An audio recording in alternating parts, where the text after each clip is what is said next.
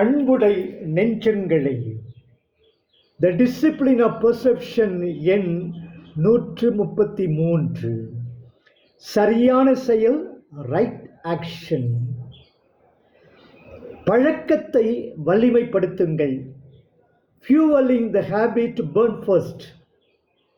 ஒவ்வொரு பழக்கமும் திறனும் அவற்றுக்குரிய செயல்களால் வலிமை பெறுகின்றன. நடப்பதன் மூலம் உங்கள் நடை வலுப்பெறுகிறது. ஓடுதல் மூலம் உங்கள் ஓட்டம் வலுப்பெறுகிறது.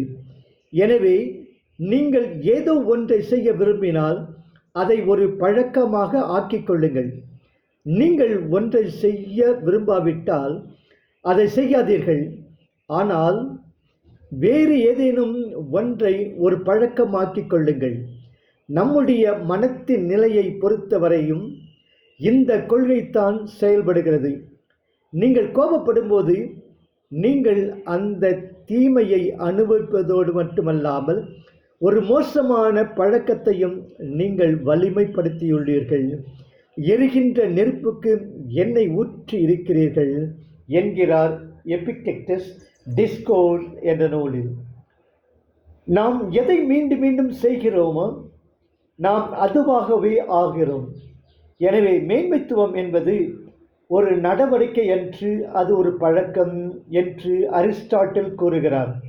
ஸ்டாய்க்குகள் இன்னும் ஒருபடி மேலே சென்று நம்முடைய எண்ணங்களின் விளைவுத்தான் நாம் என்று கூறினார். உங்களுடைய வழக்கமான எண்ணங்கள் எவ்வாறும் உங்கள் மனத்தின் நடத்தையும் அவ்வாறே என்று மார்க்கஸ் அரேலியஸ் கூறினார்.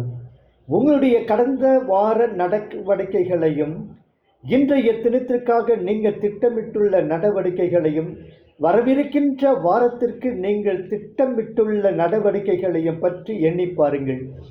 நீங்கள் எத்தகைய நபராக ஆக விரும்புகிறீர்களோ அல்லது நீங்கள் உங்களை எத்தகையவராக பார்க்கிறீர்களோ உங்கள் நடவடிக்கைகள் அத்தகைய ஒருவருடையவற்றை ஒத்திருக்கின்றனவா? நீங்கள் எந்த நெருப்பிற்கு எண்ணெய் ஊற்றி கொண்டிருக்கிறீர்கள்? நீங்கள் எத்தகைய நபராக ஆகிக் கொண்டிருக்கிறீர்கள்?